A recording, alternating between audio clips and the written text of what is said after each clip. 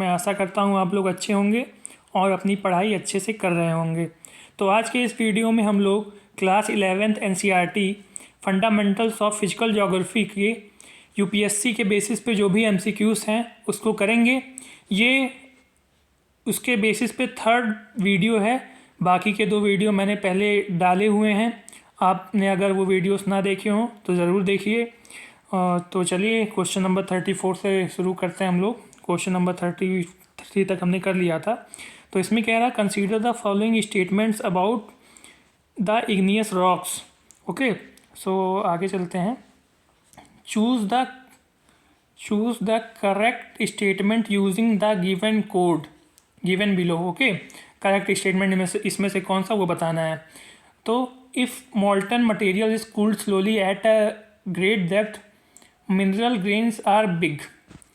तो ये statement correct है या इनकरेक्ट है?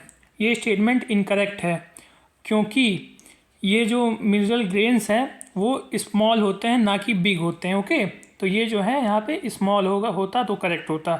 If molten material is cooled sudden at the surface mineral grains are small. ये भी स्टेटमेंट इनकरेक्ट है, क्योंकि यहाँ पे इस जगह पे होना चाहिए था स्मॉल, यहाँ पे होता और बिग, तब दोनों स्टेटमेंट करेक्ट होते। ओके, सो कौन सा स्टेटमेंट करेक्ट है? तो इसमें वो ऑप्शन हो जाएगा non of the above. Okay, question number D option is correct. आगे चलते हैं हम लोग क्वेश्चन नंबर 35 पे। क्वेश्चन नंबर 35 क्या कह रहा है? Question number 35, arrange the following hot spots from south to north. South to north में इन हॉटस्पॉट्स को बताना है, कौन सा साउथ में पहले पड़ेगा फिर आखिरी में कौन सा नॉर्थ में पड़ेगा। साउथ टू नॉर्थ डायरेक्शन में हमको मूव करना है। तो जो हमारा क्या कहते हैं, सबसे पहले क्या पड़ेगा? सबसे पहले हमारा रियूनियन पड़ेगा। सबसे पहले रियूनियन पड़ेगा, उसके बाद हमारा पड़ेगा गैलपेगोस। Okay, 4 sector 2। फिर पड़ेगा हमारा हवाई, फिर पड़ेगा हमारा येलोस्टोन पार्क। यानी कि ये ऑप्शन कौन सा मैच कर रहा है? Option number C. ओके, तो ऑप्शन नंबर सी करेक्ट होगा। आगे चलते हैं हम लोग क्वेश्चन नंबर 36 की तरफ। क्वेश्चन नंबर 36 क्या कह रहा है? Consider the following statements about metallic minerals. Metallic minerals के बेसिस पे कुछ क्वेश्चंस हैं दिए हुए हैं। Consider choose the correct statement. Correct statement से कौन सा है वो चूज़ करना है।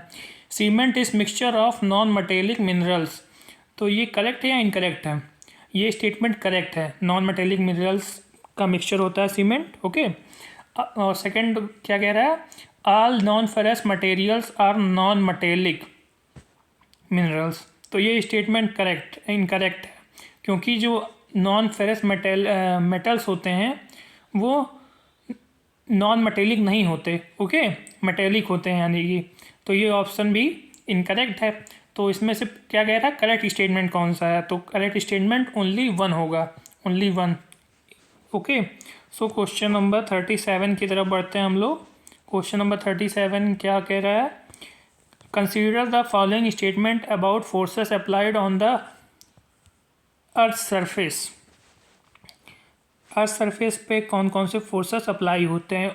Orogenic forces are radial in nature. ये स्टेटमेंट गलत है, क्योंकि जो एपी ऑर्गेनिक मूवमेंट है वो वर्टिकल मूवमेंट होता है कॉन्टिनेंट्स का, और एक तरीके से ये रेडियस के अलॉन्ग होता है। ओके, सो ये है ये इनकरेक्ट स्टेटमेंट है। Okay, epeirogenic forces are tangential to the earth surface.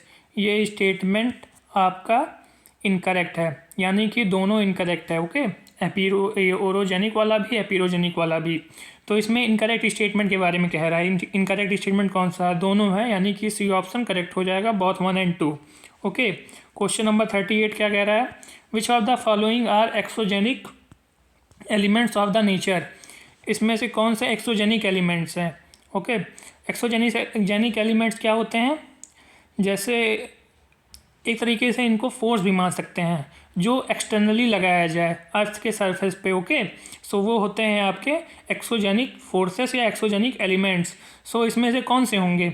Statement देखिए आपका, पहले इसमें क्या कह रहा है? इसमें कह रहा है करेक्ट आंसर कौन सा होगा। ओके, तो जो विंड है, विंड एक तरीका का एक्सोजेनिक फोर्स है, ओके। और जो ग्राउंड वाटर है वो भी एक्सोजेनिक है, यानी कि 1/3, ओके। वॉल्केनोस तो इंटरनली होते हैं और रेडियो एक्टिविटी भी इंटरनली होती है, तो ये दोनों स्टेटमेंट इनकरेक्ट हो जाएगा।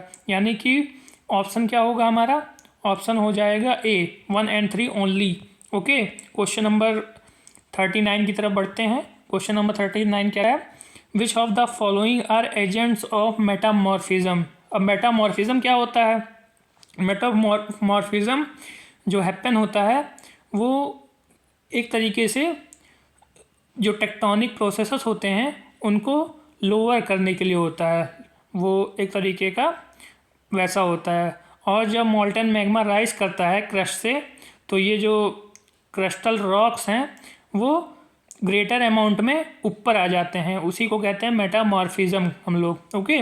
सो ये क्या कहते हैं, कौन कौन से एजेंट इसके लिए वो होते हैं, रिजल्ट होते हैं, किन किन एजेंट्स की वजह से ये सब होता है। तो पहला इसमें क्या दे रहा है, हीट की वजह से होता है। क्या आपको लगता है हीट की वजह से होता होगा, यस, हीट की वजह से होता है, ठीक है। सेकंड क्या कह रहा है, मैग्नेटिक वाटर, इसकी वजह से भी होता है, कंप्रेशन की वजह से होता है। फोर्थ, बायोजेनिक एक्टिविटी की वजह से नहीं होता, यानी कि 1, 2 एंड 3 किस में है, बी ऑप्शन में, यानी कि B is correct, okay, B is correct. आगे चलते हैं हम लोग क्वेश्चन नंबर 40 की तरफ। क्वेश्चन नंबर 40 क्या कह रहा है, which of the following processes are orogenic in nature. कौन कौन से प्रोसेसेस इसमें ओरोजेनिक हैं, यानी कि ओरोजेनिक मतलब मैंने आपको पहले बताया था, ओके। तो पहला क्या इसमें कह रहा है, फोल्डिंग ओरोजेनिक या एपिरोजेनिक है, ओरोजेनिक है, ओके। फॉल्टिंग क्या है, फॉल्टिंग भी एक तरीके का ओरोजेनिक है। वॉल्केनोज जो होते हैं आपके वो सडन होते हैं, ओके, और जो अर्थक्वेक होते हैं वो भी सडन होते हैं। तो एक तरीके से फोल्डिंग और फॉल्टिंग हो जाएगा आपका, यानी कि 1 and 2 only, option number C, okay. So question number 41 क्या कह रहा है, question number 41, which of the following forces applied on the mechanical weathering, कौन कौन से फोर्सेस उस पर लगते हैं, ओके। सो पहला हो गया ग्रेविटेशनल फोर्स लगता है, यस लगता है। सेकंड, एक्सपेंशन फोर्सेस, यस लगता है। थर्ड, वाटर प्रेशर, ये भी लगता है। फोर्थ क्या, कार्बनेशन, ये नहीं लगता, ओके। 1, 2 एंड 3 ओनली, यानी कि बी ऑप्शन इज करेक्ट। आगे चलते हैं क्वेश्चन नंबर 42 क्या कह रहा है, the process of upholding thermal contraction and expansion and salt weathering are called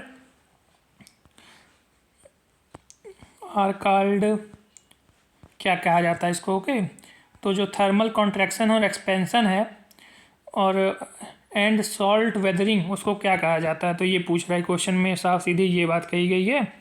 तो इसका क्या होगा, क्वेश्चन नंबर 42 जो इसका सी हो जाएगा, एक्सफोलिएशन, ओके। क्वेश्चन नंबर 43 क्या कह रहा है, क्वेश्चन नंबर 43 कह रहा है, consider the following statements about mass movement के रिलेटेड वो बताइए आप, स्टेटमेंट कौन कौन सा है। क्वेश्चन नंबर 43, तो स्टेटमेंट 1 जो है, mass movement are very active over unweathered slope, ये स्टेटमेंट इनकरेक्ट है आपका, okay. Mass movement are aided by geomorphic agent, ये स्टेटमेंट भी इनकरेक्ट है।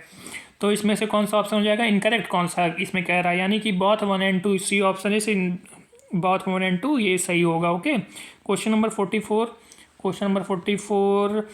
Consider the following statements regarding mass movements. Creep is the fast download migration of soil and loose rock fragments, ये statement incorrect है।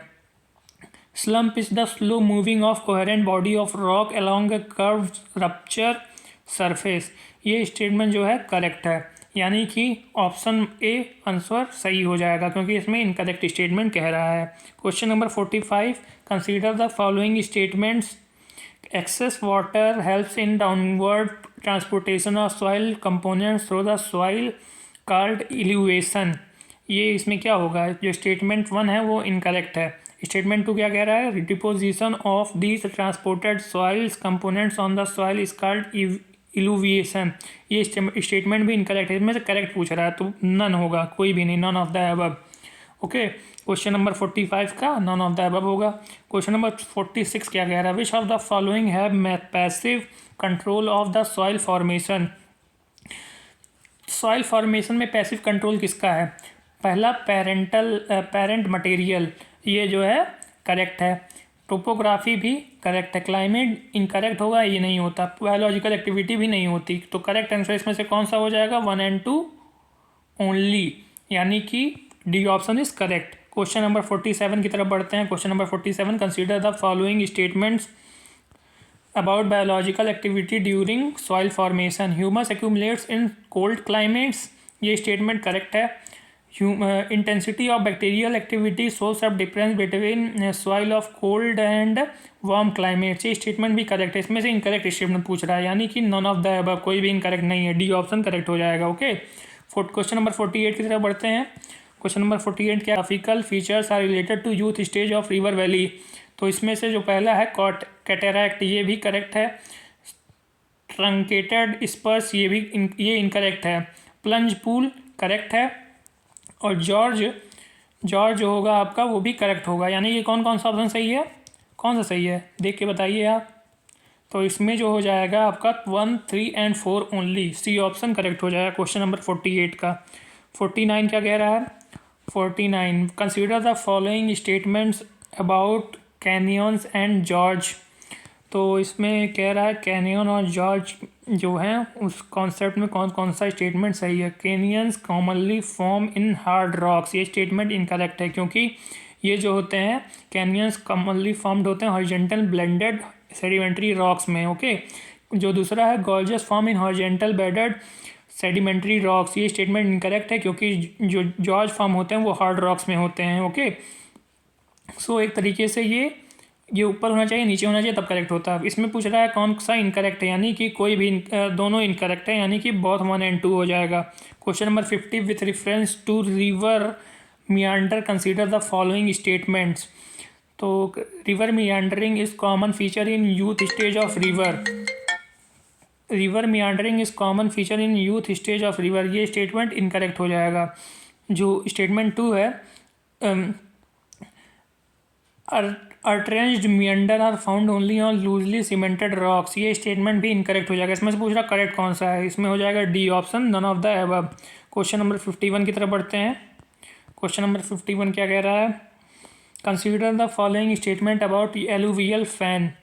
Alluvial fan में कौन सा statement, इसमें correct भी पूछ रहा है। Okay, alluvial fans are erosional feature formed by river, ये स्टेटमेंट इनकरेक्ट हो जाएगा। Stream which flows over fans are confined to their original channel, ये स्टेटमेंट इनकरेक्ट हो जाएगा। स्टेटमेंट 3 जो है वो करेक्ट है, क्योंकि एलुवियल फैन जो होते हैं ह्यूमिड एरिया में नॉर्मली लो कोन्स और जेंटल स्लोप के होते हैं। ओके, तो ये स्टेटमेंट करेक्ट हो जाएगा। कौन सा करेक्ट होगा, यानी कि 3 ओनली, बी ऑप्शन। ओके, सो अगर आज का सेशन आपको अच्छा लगा हो तो वीडियो को लाइक करिए, चैनल को सब्सक्राइब करिए और बेल आइकन जरूर दबाना ना भूलिएगा। आगे ऐसे ही मैं MCQs के बेसिस पे UPSC के क्वेश्चंस लाता रहूँगा और आपकी प्रैक्टिस होती रहेगी। तो चैनल को सब्सक्राइब कीजिए और थैंक यू।